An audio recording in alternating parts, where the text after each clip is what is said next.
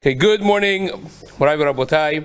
We're continuing on Masechet Chagigah, and we are on Daf Yutet Amud Aleph, 14 lines from the top of the Amud, and the learning today is L'Schut Yoshua ben Dina Diana and Yael bat Rivka. We are in the middle of still discussions of Tum'ah v'Tahara, and the Gemara suggested that perhaps when you do a tefillah without having any kavanah, still the tefillah is good for chulin. We mentioned that you need kavanah for maser, for teruma, for kodesh, and for mehatat, and a lower level kavanah does not help for a higher level kedusha. And then the Gemara discussed whether or not if you do a tefillah without any kavanah, it will help at all. And the Gemara is in the middle of suggesting that perhaps a tefillah without any kavanah or a netilah without any kavanah does work for chulin, for the lowest level, which is things that are chulin, that you want to eat. So the Gemara fell off the previous suggestion. And now the Gemara is going to discuss based on a Mishnah in Machshirin. So yesterday we started discussing the base concept of Machshirin, which is based on the pasuk V'chi yutar mayim al zera v'nafal minivlatam alav tamehu lachem. If water comes upon the zera, the produce, and then it comes in contact with corpse, with the nevela, then it becomes tameh. Now we learn from this that a regular produce, of course, when it's attached to the ground, produce or fruits are attached to the tree, they don't become tameh. Even if they come in contact with tum'ah, they're mechubar lekarka. They're attached to the ground. Of course, they don't become tameh. But not only that, even after they are already harvested or cut off or picked from the tree, they still don't become susceptible to tum'ah until they come in contact with one of seven mashkim. One of seven mashkim. What are those liquids that could make an item susceptible to tum'ah? But Yosef brings a siman for them in Orach Chaim. It says Yad Shachat Dam, which you see over here. Yad Shachat Dam. Yad is Yud Daled Yayin and Dam, right? Wine, blood. Shachat is shemen, oil. Chet is chalav, milk. Tet is tal, which is dew.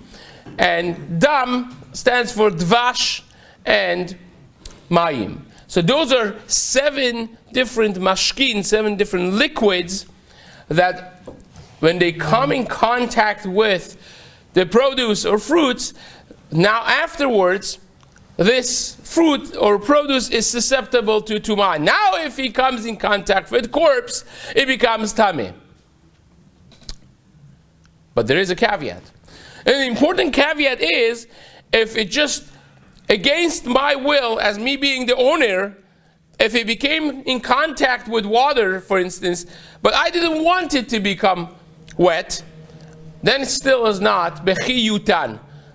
Because the Gemara darshins, just like yutan, if you take a look at the pasuk, instead of yutan being written yud vav taf nun, yutan, it is written with the shuruk of yud taf nun, which is the way usually you would write yiten. Now what does yiten mean? He will give, he will place. And yutan means it will be given without having the poel in the picture. So yutan means if water would come up upon it, which would be mashma, would indicate that even if the water came upon it just by itself, without my knowledge as the owner, it would be susceptible. But it doesn't write it with yutan, with the yud vav. It omits the vav, and it's written as if it says yiten. If you would say yiten, it would be if I put water on it, mindfully. So the Gemara darshins, the reason that Pasuk writes this in such way is to indicate that if the water automatically comes upon it, it only will make it susceptible to tum'ah, just like yitin, just like when I would put the water myself, I'm mindful and I'm happy that the water should come upon it. Even if the water comes automatically upon it, if I'm happy about it, it becomes susceptible. So whether I put the water myself upon the produce or fruits, or it comes automatically, but I'm happy about it, both of those scenarios makes this susceptible to tumah. Now that's Machshirin 101. This is Mishnayot of Machshirin, how things become susceptible to tumah, like basic information we have to have before we even read this. Now again, part of the beauty of this parak is there are a lot of new concepts that we're not aware of, because in regular Orach Chaim we don't necessarily deal with these things, and every line, every page has new concepts of Taharot and Mikvaot that we're going to introduce and give the background information as we go through them. But you come out with a wealth of basic information about Taharot. This is one of them, that you have a concept of Machshirin. You have a concept of becoming susceptible to Tum'ah with the means of one of these 7 Yat Shachat Dam liquids coming upon the item, and that has to be mindfully. Either mindfully, meaning that I have to put it myself, or mindfully that I'm happy about it happening, even though that I am not the one doing it. So says the Mishnah with that Hakdama, 14 lines down. If fruits fell into a river, a small stream of water. Now I didn't want them to fall there, but they fell. Now my fruits are in this stream of water, and I want to take them out. It's my fruit. So when I take them out, do they now become, now they became in contact with water, are they susceptible to tum'ah now? Now that I take them out and I dry them, if I find tomorrow a nevela, a corpse of some sort that is source that will be considered source of tum'ah based on the halachot of tum'ah v'tahara, which has its own details, if I find that, does it become tameh or not? Did it become susceptible to tum'ah? Says the Mishnah, it depends. It depends. Says the Mishnah like this. If the fruits fell into a stream of water,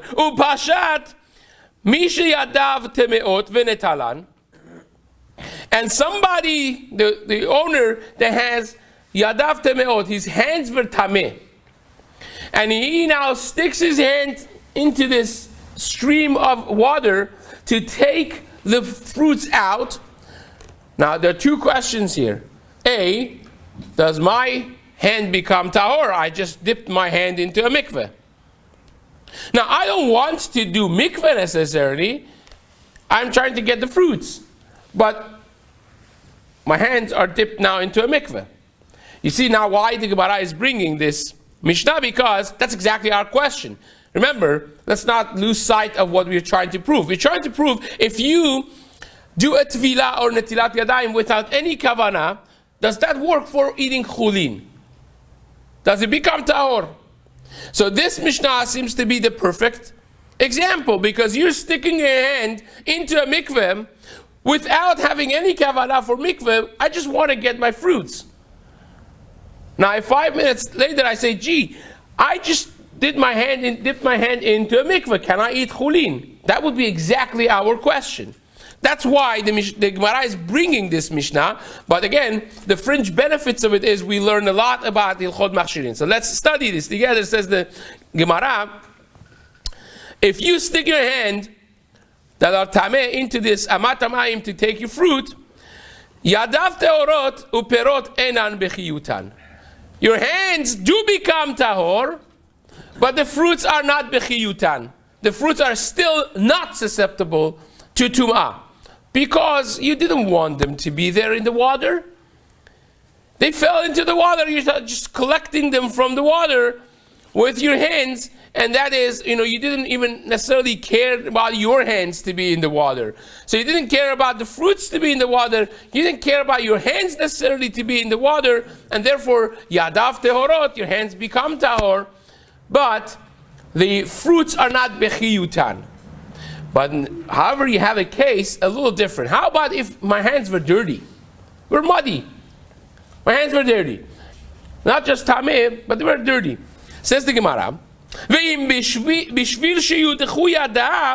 if your hands were dirty and you want to wash off your hand from the mud that's on them, so now you want your hands to go in, and therefore, you're happy kind of that this happened to be, that your fruits fell into the water. You were waiting for an opportunity to clean your hands anyways.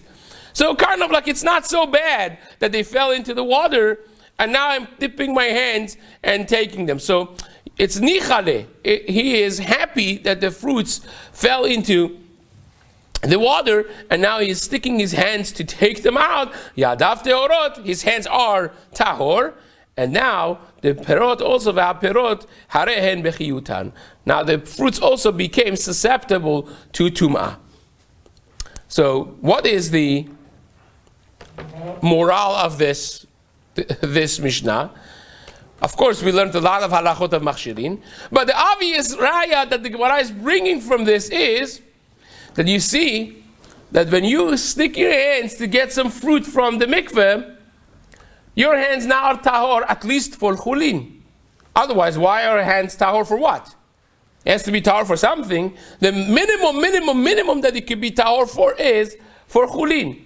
So we have a halacha explicitly mentioned in the Mishnah in Machshirin, that if you do netilat yadayim or tevilah without any mindset of tahara, you still achieve the minimum level of tahara for chulin. Now, you're not good for maaser necessarily. You're certainly not good for teruma, kochim, or mechatat. Those higher levels you're not good for, but at least the baseline of chulin, you're good to go. What status do hands have to be to not be bechiyutan? No, imagine if your hands are shniot the tumah always. So your hands are shniot the tumah, and you want to eat something of chulin betara or something that needs tevilat yadayim or netilat yadayim, does the dipping in the water accomplish that? And the Mishnah seems to clearly say it does. Even though that I just intended to get my fruits, the side effects of it, the fringe benefits of it, is that now my hands are also tahor, I could eat chulin.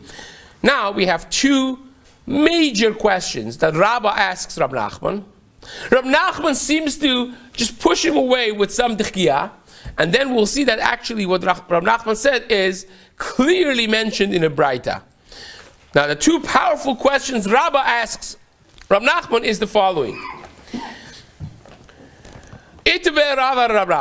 Rabbah asks Rab Nachman, from our Mishnah, hatovel lechulin vehuchzak lechulin asur lemaaser.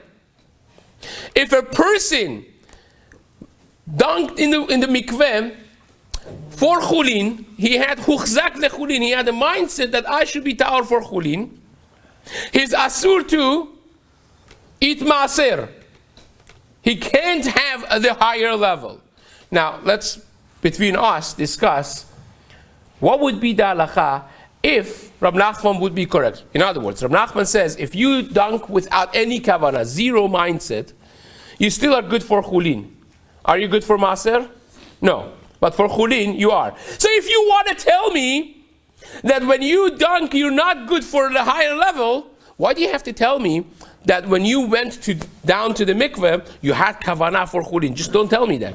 Say hatovel, if you went down and you had zero kavanah, in parentheses, you're good for chulin, but you're not good for maaser. That's what you should tell me. Why do you have to go out of your way and say, hatovel, someone that went to the mikveh, and had in mind for chulin, he's still asur to maaser?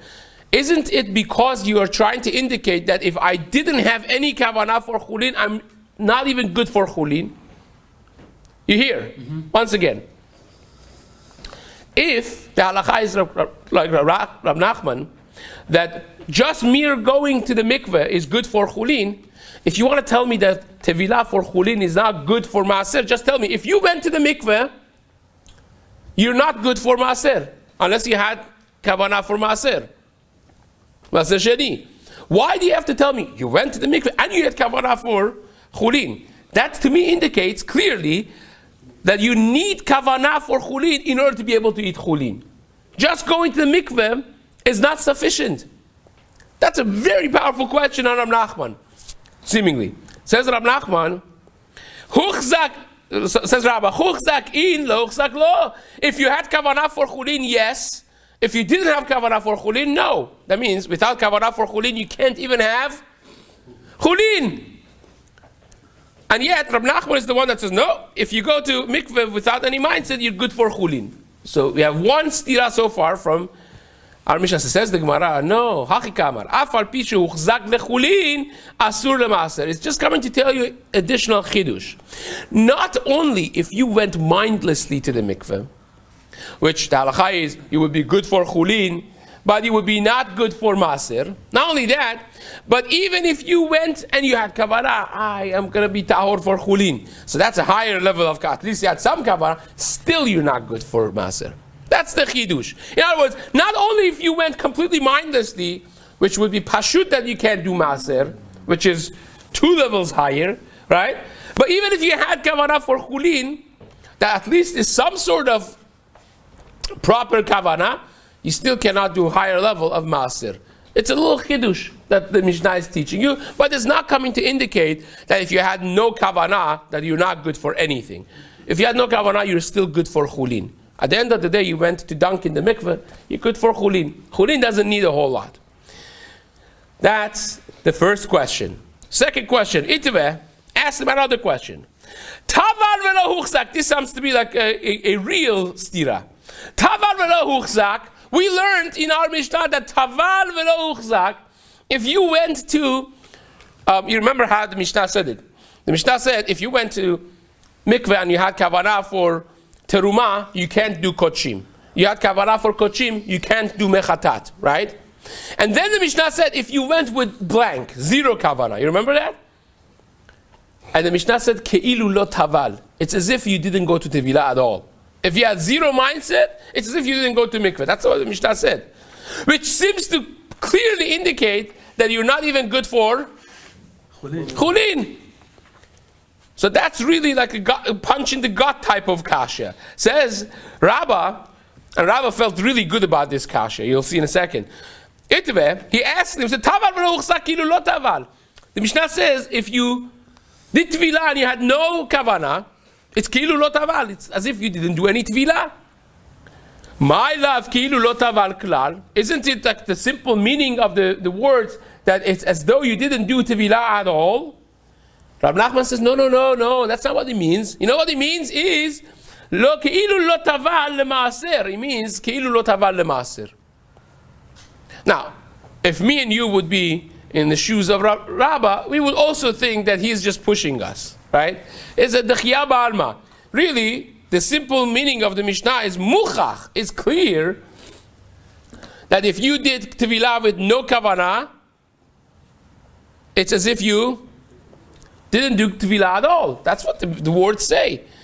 You tell me, no, it doesn't mean what it says. It means ki'ilu lo taval lemaaser. But chulin, you're good to go.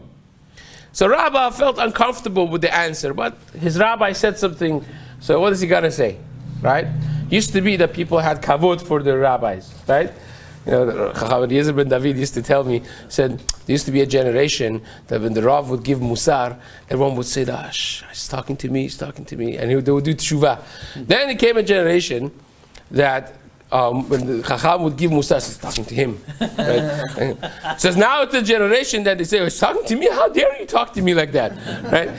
It used to be they had, so Rab Nachman said it, and Rabbah said, okay, Chazaku Baruch. But in his mind, he thought, come on, that's not what the reason is. He's just pushing me away. Says the Gemara, Aval Tava Lechulin is good. Who savar? Now, Rabbah thought, Dachi Kamatchile. He's just pushing me off. It's really muchach from the Gemara. I asked a good question. and he's just giving me a dechia answer. He's pushing me away. But nafak dak v'ashkach, so he set himself up to a research, and he did a proper research, and he actually found that what Rab Nachman answered him is a mefursha braita. It's not a dechia. Actually, the braita says it exactly like that. The Tanya that we learned in the braita, tavar v'lo huchzak, if he went to mikveh and he didn't have any kavana, right? Now, fill in the blank. What would we say based on our Mishnah? We would say it's good for nothing, right? That's what Rabbah was hoping to find when during his research. But he found that the Braita says that like his Rebbe. It says, Tavar v'la huchzak, if you went down to the mikveh and you had zero mindset, you know what the halacha is? Asur lemaaser umutar lechulin. That while you cannot have maaser, you're mutar to have chulin. Which indicates exactly like we proved from the Mishnah in Machshirin, that zero kavanah still is good for chulin. The restrictions start from maaser and up. Maaser, terumah, kochim, mechatat, all of those need a specific mindset. But chulin, as long as you have the proper tevilah, of course, the mindset is not ma'akev. Nice to have a good mindset, kavanah always helps, but even without any clear mindset for chulin, as long as you have the proper mikveh, proper tevilah, you're good for chulin. Fine. Amar Rabbi Elazar, tavar v'ala machzik asmo lechol ma sheyirtzeh. Now, a very interesting halacha. Those who have learned Masechet Sukkah, you know there is concepts of good achid, good asik, that sometimes you assume that something is attached to the bottom or attached upwards or downwards. It's good achid and good asik, right? Now, we don't usually think of those terms in mikvaot. We think about it in mechitza. That if you have a mechitza that's coming down, sometimes we assume that's coming down all the way. Or if it's going up, we sometimes assume halachically that it's going up all the way. These are lomdische mechitzas, so to speak. But here is a Mishnah that talks about this in Hilchot Mikvaot. How so? Here is the case. If somebody went to mikveh, and now he came out of the mikveh, is he still considered being somewhat in the mikveh, at least when he's still wet? Or maybe 1 foot in the water still, or maybe he is not. What's the nafkamina? The nafkamina is based on the Mishnah we just learned. We just learned that in order to have a proper tahara for terumah, for instance, you have to go in the mikveh and say, I'm going to be eating terumah. This is for, I want to be tahor for terumah. You have to have a huchzak le terumah. You have to have kavanah for terumah. How about if I was late, right? As I come out of the mikveh, I'm like, oh gee, I forgot to have kavanah. I just went to mikveh because I want to have terumah in 10 minutes from now. And I forgot to have any mindset. Can I just have a mindset right now? I came out, but I just came out. Or I came out and my 1 foot's still in the mikveh. Right? So you say, well, just go back in. Right? Imagine you're going to mikveh and you're afraid to have heart attack if you go back in. Right? Or whatnot. Is it good or is it not good? So says the Gemara, this is actually a fascinating topic which depends on what was your kavanah before. Now let's study this together. This is fascinating. Amar Rabbi Elazar. Rabbi Elazar taught, Tavar v'ala machzik atzmo lechol ma sheyirtzeh. If you did the tevilah and you had no mindset whatsoever, you came up, you could still be machzik yourself to whatever you want. You come up and say, oh, I want to do terumah. Fine. Or, I want to do kodesh. I want to do mechatat. Fine. You could retroactively decide what your tevilah was for. Now, the Tosafot says over here that this is only when you're still wet. It's not that you went home and you went to Amud Yomi and then came back and say, oh, we just learned in Amud Yomi. No. It has to be, mamash, you came out as you went. The Meiri writes that even afterwards, still within a certain immediate period of time, still is good. But again, we generally speaking assume, like the Tosafot, that you're still wet. You mamash just came out, and still the water is on you, and you say, okay, I want to do khatat, I want to do whatever it is that I want to do. You could make a decision. But you're not connected. The Gemara says you're not connected. The Gemara says that's correct. I have a braita that says exactly the opposite. Right? This is classic Gemara. You bring one braita, one teacher, and then you have the exact opposite. Now you have to answer it. Right? Says the Gemara, Metive. They asked in the Bet Midrash an opposite teaching that it's brought in Tosefta. The Braita says, "Odeu raglo achat b'mayim." If you still have one foot in the water, literally, then huchzak ledavar kal, machzik asmol ledavar chamur. Then you could even up the game and say, well, I had in mind when I went down to dunk, I had in mind for maaser, I want to do terumah. I'm changing. I'm switching my mindset. Now, you just did your tevilah. You're out of the water. But your one foot's still in the water. You're still attached to the mikveh, so to speak. Says the Tosefta, you could change and even up the game. You could say, well, I had terumah in mind. Now I'm going to do kochim. No problem. Allah, but if you took that one foot out of the water and now you're completely out of the mikveh, shuv eno machzik. You no longer could change your mind. Ha! You just told me, Rabbi Lazar, that if you came up, you could now think what you want to be. This Tosefta says clearly you can't. Only when your foot is in the water you could do that. And by the way, why you could do that? Because you're still considered attached to the mikveh. The water is all, the wetness, the water is all attached to the mikveh. It's like electricity. It's like, still we say good achit. It's as if that you're down, all those, that water is there, or good asik, that the water is considered coming up to you. That means the water that's on me, it's attached to the water of the mikveh, so it's as if the whole water of mikveh is on me. Because that's attached. Everything is attached. Now you'll see how seriously the Gemara takes this in just one moment. Does that apply if he was dry other than his foot? No, this is wet. He just came out literally 2 seconds ago. He came out. His water still he's coming up the steps of the mikveh. So if you're saying, for instance, Hashem Elokechem Emet, and you didn't have in mind that Hashem's taking you out of Mitzrayim, do you get the mitzvah d'oraita because you're still in Shema? Well, that depends. That's not necessarily connected to this. This is the laws of mikvaot. Am I still attached to the mikveh? And then at this very second, it's as if the water of mikveh is on me. So you're saying because of the concept, the halachic concept of good asik is not necessarily if there you said the majority, the meaning of the word, it's already, you said it without kavanah. But here, you're still at this moment attached to the mikveh. So says the Gemara. Does that make sense? It makes sense. That's a very different concept. So says the Gemara. Machzik asmor davar chamur, Allah shuv eno machzik. My love eno machzik kelal.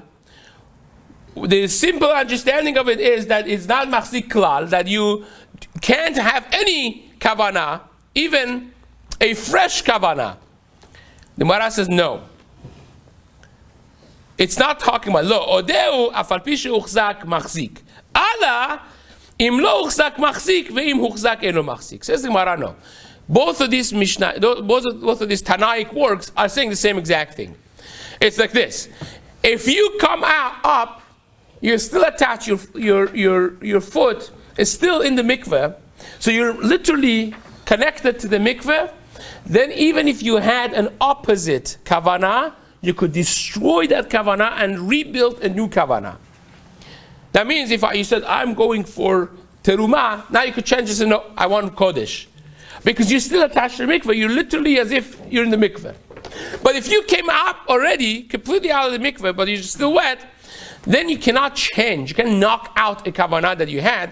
But if you had no kavanah, then you could say, fine, retroactively, I want to think now about, because the whole thing is a chumrah darabanan. It's mamash a chumrah. Because I went to the mikveh. A kasher mikveh. I had a proper tevilah. I just forgot to have any kavanah. So the blank you could write. But erasing and rewriting, you cannot do until your foot is at least in the mikveh. Right? So there are two steps. If you had no kavanah, then even if you came up already, but you're still wet according to Tosafot, you could now decide. But if you already had a kavanah, and you want to change the kavanah, then you could only do that while having at least one foot in the mikveh. Now the Gemara says, wait a second. Man tana odeu raglo achat b'mayim, amar Padat Rav Yehudahi.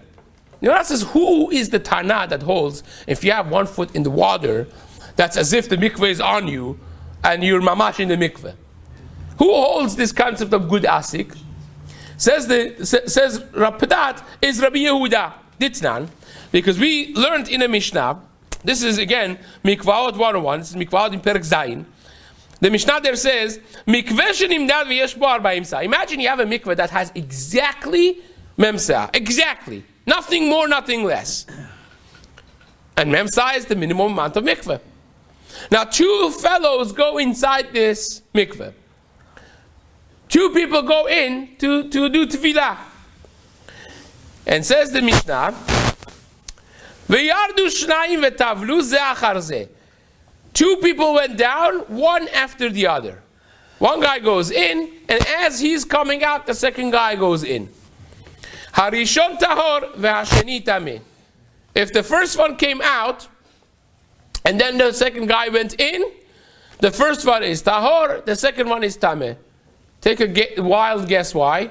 Of course, because there's not enough water anymore. You absorb some water in your hair, right? And there's some water sitting on your body still. So now the mikveh is chaser. Because remember, it was exactly memsah. And now it's less than memsah. A little bit that doesn't work. But says the Mishnah, Amar Rav Yehuda says depends. Im hayu raglav shel rishon nogot b'mayim, af hasheni tahor. If the water of the legs of the first guy is still in the water, it's considered that all the water that's on him and absorbed in his hair is still in the mikveh. It's attached. So really the second guy is dunking in a mikveh of 40 sa'ah. Because all the water is attached. That's Shita. So he says Rav Padat, you see from Shita Rabbi Yehuda that we say this whole good achit, good asik deal, right? That beforehand we were assuming that the water is as if the water is on him. Now we say it's as if the water is down in the mikveh, but it's attached, same concept. Amar Rav Nachman, Amar Rabba Bar Avuham. Rav Nachman said in the name of Rabba Bar Avuham, Machloket b'ma'alot derabanan. Aval mitum'a letahara divrei hakol. It says the machloket is in the ma'alot of tahara. If you already did mikveh in a kosher mikveh, you dunked in a kosher mikveh, you just want to know the chumrat rabbanan of, well, I have kavanah for this, or I have kavanah for that. For that, chumrah, you could be mekel to assume the water is still attached and the mikveh is on him. But in order to consider someone that was tameh and now went to the mikveh, and you want to consider the mikveh to have had 40 sa'ah with this lomdish concept of good achid, good asik, that according to everyone is a challenge. And therefore, hasheni tameh. And the second one also is tameh in that case. Now the Gemara is going to have a fantastic raya as like this. If you have, and we're going to end with this, we're going to pick this up tomorrow, but if you have the guy coming out of mikveh and the whole thing is soaked with water, like imagine a woman with a lot of hair, it just came out of mikveh, so the hair is full of water, and you want to stick a little needle that needs tevilah, right? Say, I'm going to do tevilat kelim on this needle. So I just put it here in the water that's there, and that's attached to the mikveh. Can that work for tevilat kelim? That's going to be actually a raya that the Gemara brings to prove one way or another, which is a fascinating talk, which will actually be related to halachot of tevilat kelim. Can you go, when you go to mikveh, can you put your small vessels in a little basket and put it in the mikveh or not? We'll discuss that Be'ezrat Hashem in the days to come.